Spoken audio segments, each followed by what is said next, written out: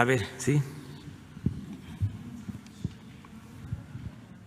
Presidente constitucional de los Estados Unidos mexicanos. Vamos con mujeres ya, compañeras. Carlos Pozos, reportero del Molécula Oficial. Ayer no asistí a la conferencia mañanera, pero vi que usted informó que iba a hablar sobre el presidente Venustiano Carranza. Yo me hice a la tarea, obviamente, de buscar unos datos.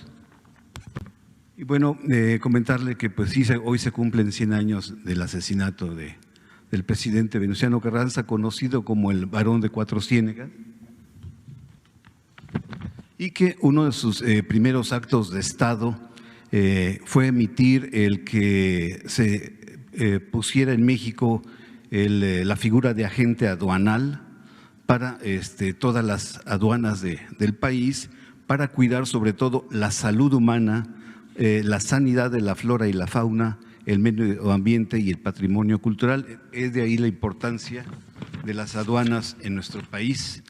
Pero también el presidente Venustiano Carranza promulgó la Ley Agraria de 1915, la legislación del divorcio, la sujeción de la exploración petrolera al control del Estado y el establecimiento de la independencia del Poder Judicial, así como el decreto de la jornada máxima de 8 horas y el salario mínimo. Fue de las cosas importantes que hizo el presidente Venustiano Carranza.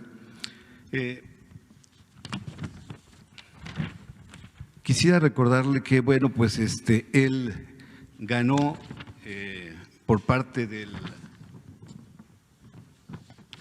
partido en 1920 fácilmente, y quisiera recordar su asesinato en Tlaxcaltongo, Puebla, por parte de las fuerzas del general Rodolfo Erro, la madrugada del 21 de mayo. También comentarle, presidente, que el presidente Venustiano Carranza fue sepultado en una tumba de tercera clase en el Panteón Dolores. Por ahí permaneció durante 20 años y después fue trasladado en 1942 al hemiciclo de la Revolución Mexicana. Y cabe señalar, presidente, que murió como un hombre pobre, pues su testamento, su propiedad solamente dejó 52,000 pesos. Ese es un ejemplo de un gran presidente. Mi pregunta es si frases del expresidente como revolución que tranza, revolución que se suicida, esa por una parte. Y la segunda frase es, y dice así: es algo más grande y más sagrado el establecer la justicia. Dice, las nuevas ideas sociales tendrán que imponerse en nuestras masas. No solo es repartir tierras, no solo es el sufragio efectivo, no solo es abrir más escuelas, es algo más grande y más sagrado. Es el establecer la justicia y buscar la igualdad. Es la desaparición de los poderosos para establecer el equilibrio y la conciencia nacional. Esas dos frases continúan vigentes del presidente Venustiano Carranza hoy en día, señor presidente. Sí, qué bien que recordamos que hoy se cumplen 100 años del asesinato de Venustiano Carranza. Lo asesinan un día como hoy en Tlaxcaltongo, Puebla, ahí por Jilotepec, Puebla. Es un personaje muy importante, destacadísimo en el proceso histórico de nuestro país. Él, en efecto, es de origen de Coahuila, de Cuatro Ciénegas, Coahuila. Su padre tenían esa hacienda de Cuatro Ciénegas en Coahuila. Fue su padre liberal, luchó durante la Reforma y en el tiempo que se enfrentaron los mexicanos de aquel entonces a la intervención francesa. Él incluso protegió, ya cuando está Porfirio Díaz en el poder y empieza a perseguir a los lerdistas, uno de los perseguidos era nada menos que el general Mariano Escobedo, el que triunfa en Querétaro, el que derrota y apresa a Maximiliano. Entonces, Mariano Escobedo era secretario, ministro de guerra de Sebastián Lerdo de Tejada, era parte de su gobierno y se van al exilio, los expulsa Porfirio Díaz, que llega a la presidencia con la bandera de la no reelección.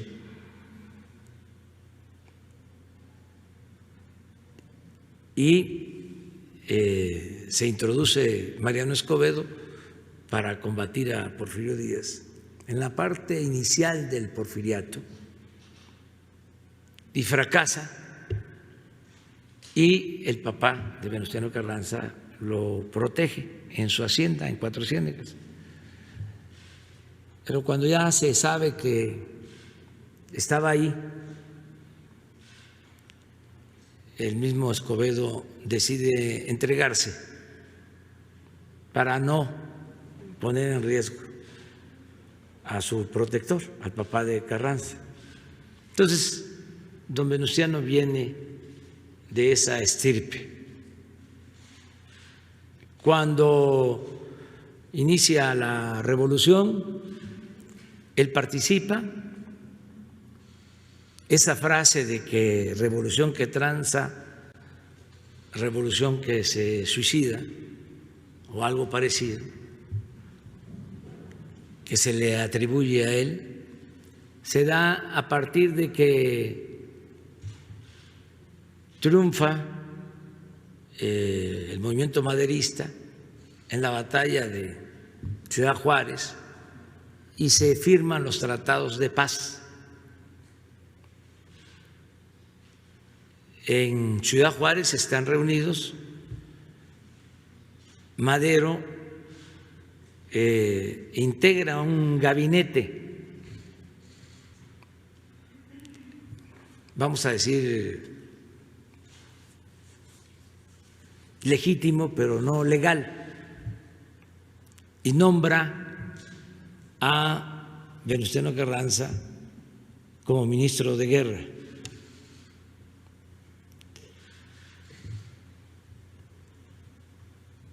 Como se firman los tratados de paz, ahí es donde Carranza da a conocer esa frase.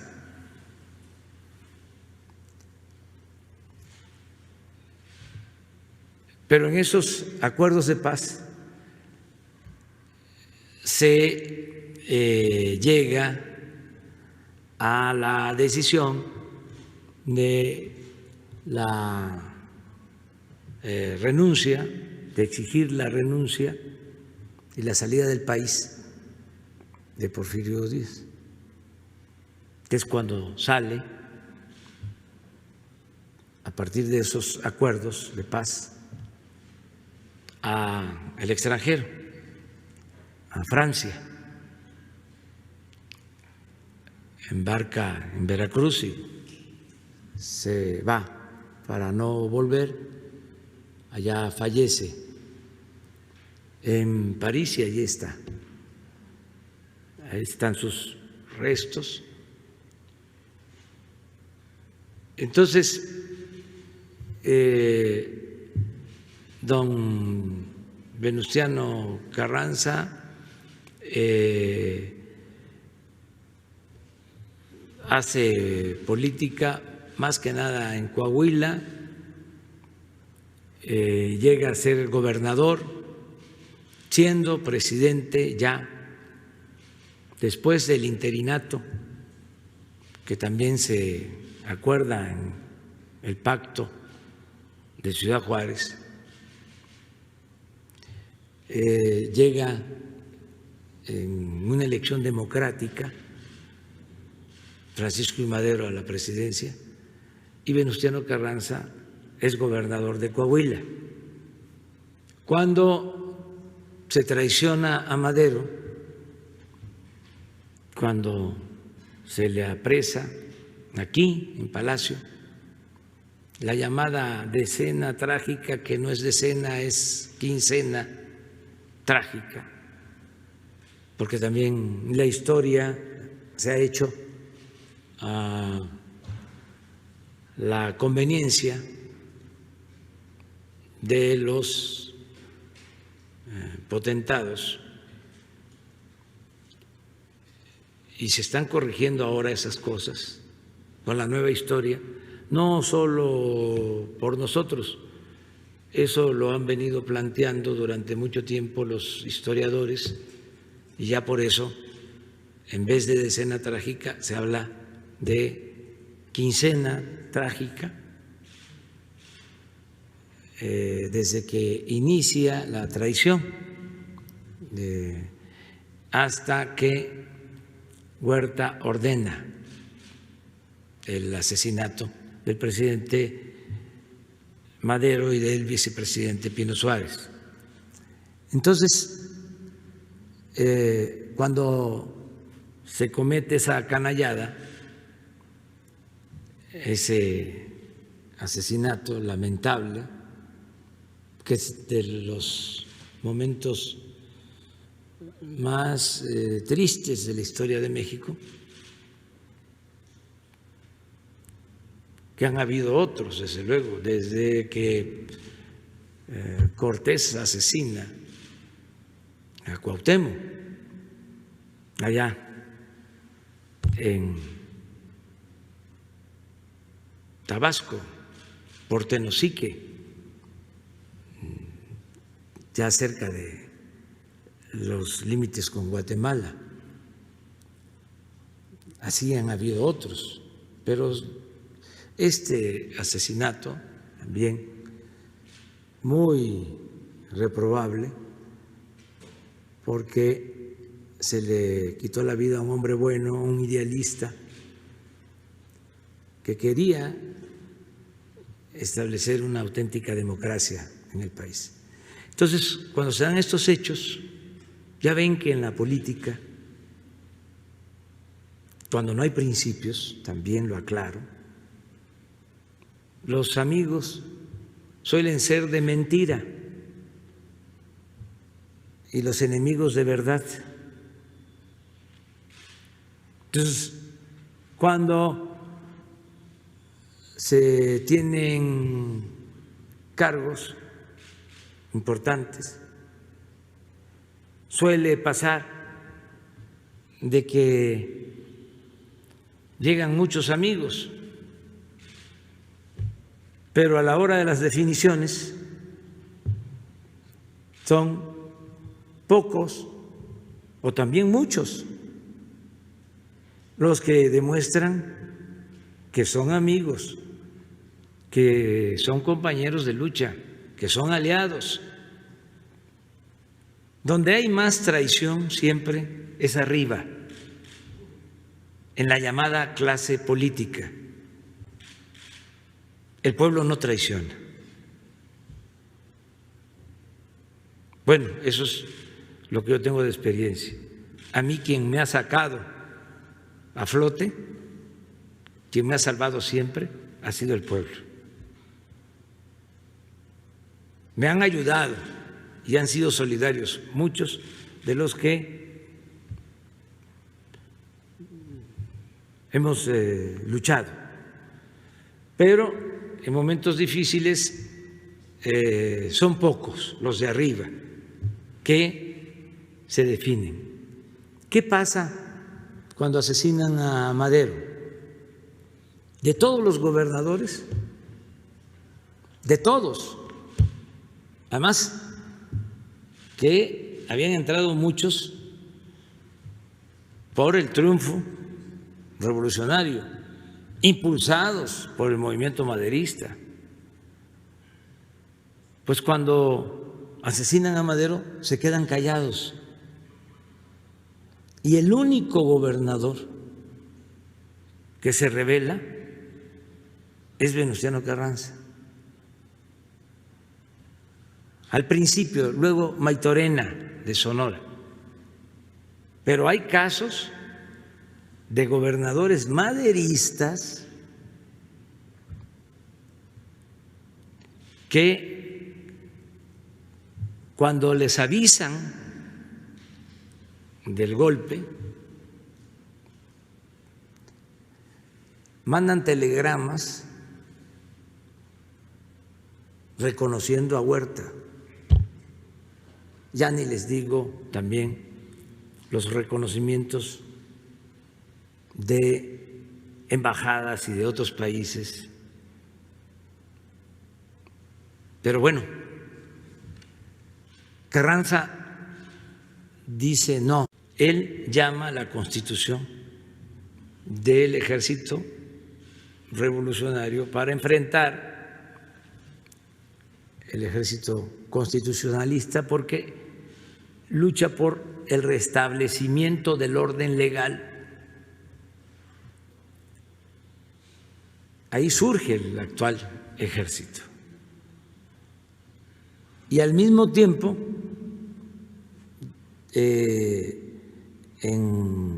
una de sus haciendas, en Guadalupe, también en Coahuila, se reúnen revolucionarios que se suman al llamado que hace para enfrentar a Huerta. Y ahí en esa hacienda de Guadalupe se redacta el plan de Guadalupe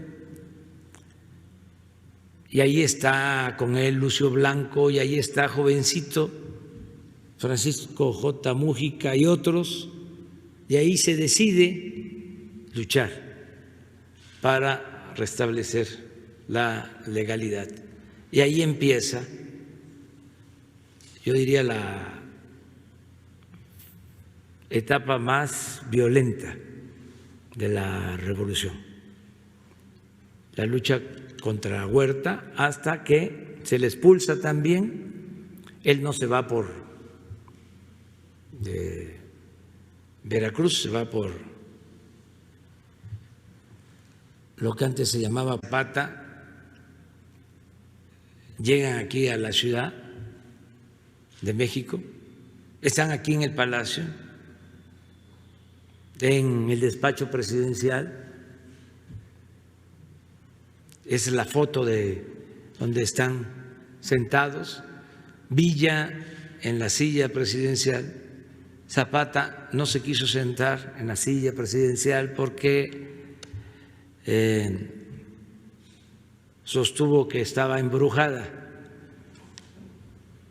Yo no sé si estaba embrujada o no. De todas maneras, antes de que yo llegara, la mandé a limpiar.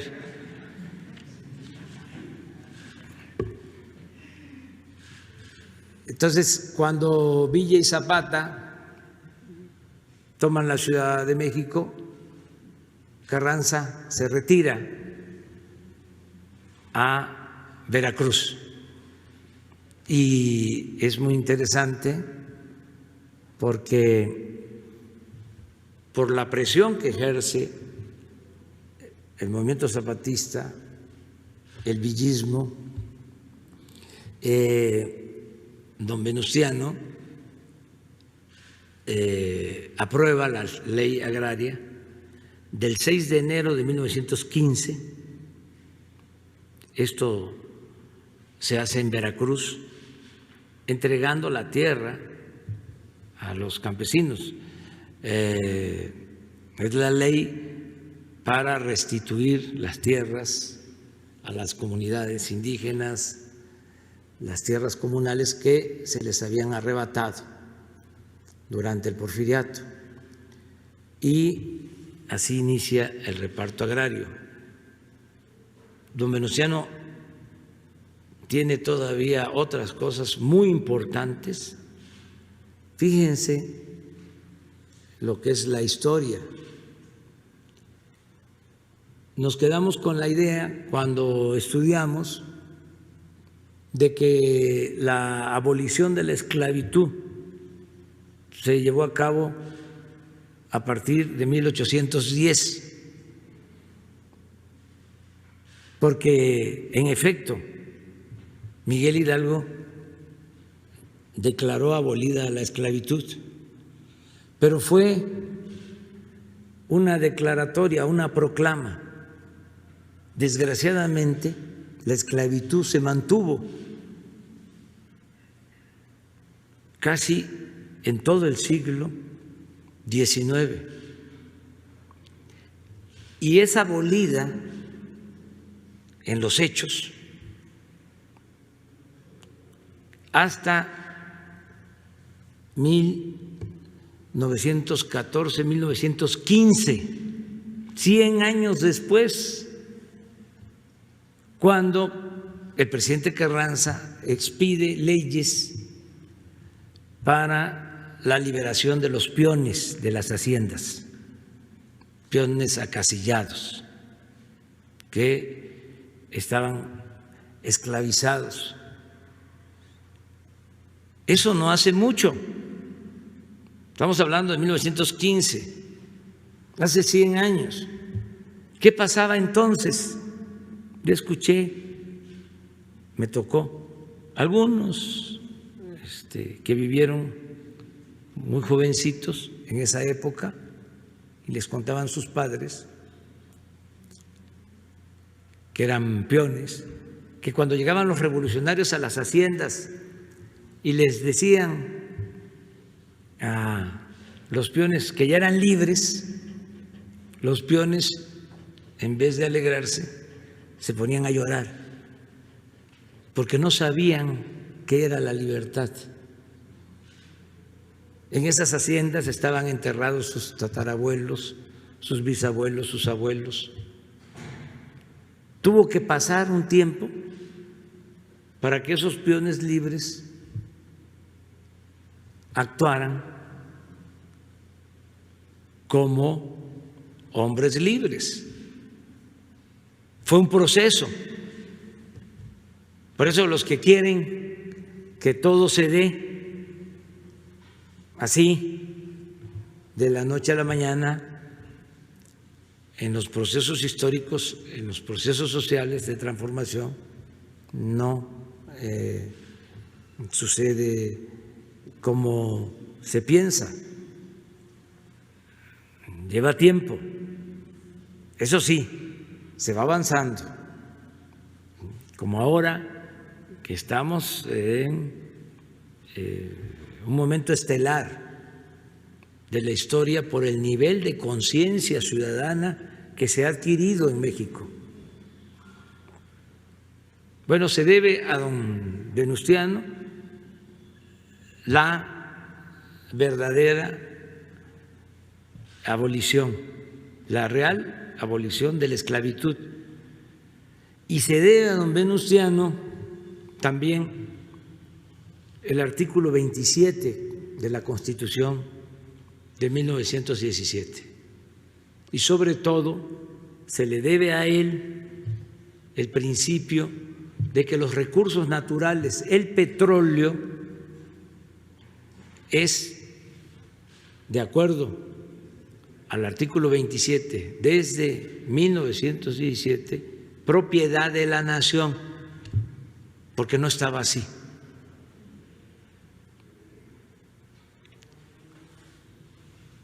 La mayor protesta cuando se aprueba la Constitución en Querétaro, se da por ese artículo y en lo referente al principio de dominio de la nación sobre los bienes naturales y en particular sobre el petróleo. Las empresas petroleras de entonces, las empresas extranjeras, protestaron, hubo protesta de los gobiernos, hubo protesta del gobierno estadounidense, del Departamento de Estado, y nunca aceptaron el artículo 27. Luego, por las mismas confrontaciones políticas, en un proceso electoral, él apoyaba a Bonilla, estaba muy fuerte el general Obregón, todos los militares, los generales apoyaban a Obregón, don Venustiano quería a Bonilla y esto llevó a una rebelión. Antes de eso, pues hubieron, y esa es la parte oscura, la mancha, muchos asesinatos de revolucionarios. El 10 de abril de 1919, por eso el año pasado fue el año del general Zapata, fue asesinado en Chinameca Emiliano Zapata. Entonces, antes también otros, los que habían participado en el asesinato de Francisco I. Madero, unos se fueron al exilio. Bueno, el caso de Huerta se fue al exilio, muere en Estados Unidos, allá estuvo en prisión y está probado que murió de cirrosis. Otro revolucionario,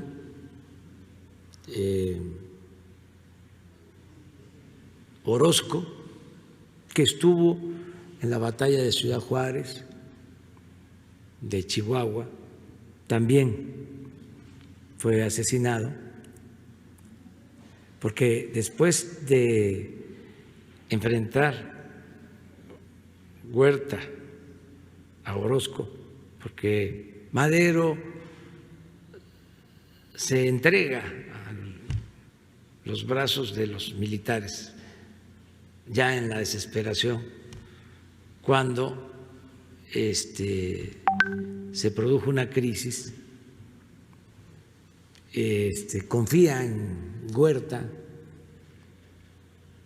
porque era un hombre bueno, Madero, y manda, porque estaba levantado en armas Orozco en Chihuahua, manda a combatirlo y se enfrenta Huerta con Orozco, Huerta defendiendo a Madero. Luego que Huerta asesina a Madero, se alían Huerta y Orozco.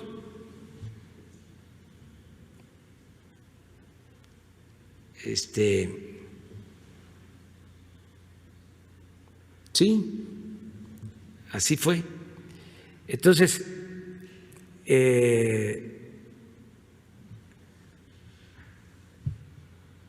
y Orozco es asesinado también en la frontera, y así muchos. Blanquet, que también había participado en el asesinato de Madero, es también perseguido y lo asesinan en Veracruz. Incluso le cortan la cabeza y le exhiben durante el carrancismo. Y de ahí surge, fíjense, una frase de Francisco Bulnes, un historiador un escritor muy conservador, muy porfirista, pero también muy inteligente, un energúmeno muy inteligente. Él dice, cuando están estos ajusticiamientos, dice, el carnicero de hoy será la res del mañana. Y don Venustiano va a ser la res al paso del tiempo.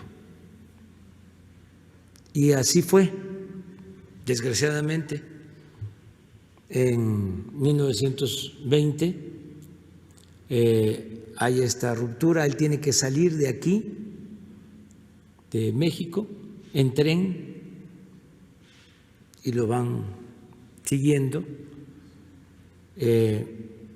bloquean las vías, él iba a Veracruz a sostener el gobierno desde allá y ya no puede seguir en tren a Veracruz y sigue hacia la costa a caballo y llega allí a Tlaxcala-Altongo, a esa región, y está dormido una madrugada y ahí lo asesinan, a Venustiano Carranza. Entonces hoy cumple 100 años su asesinato. Hay cosas muy buenas, muy buenas. Yo diría que pocas cosas malas, desde luego manchas, pero qué bien que nos damos tiempo para tratar estos asuntos, porque si no sabemos de dónde venimos, cómo es que se han dado las cosas en el país, pues no vamos a entender lo que está sucediendo ahora y lo que va a seguir pasando. La historia es la maestra de la vida, decía Cicerón.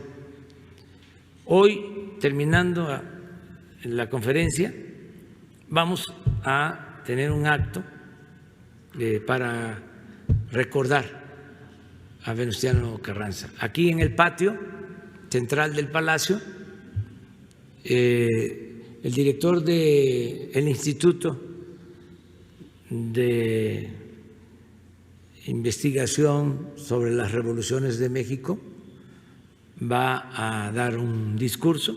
Él es un profesional, es un historiador. Él va a exponer lo que fue don Venustiano Carranza. Invitamos al gobernador de Coahuila que nos acompaña el día de hoy y vamos a tener esta ceremonia.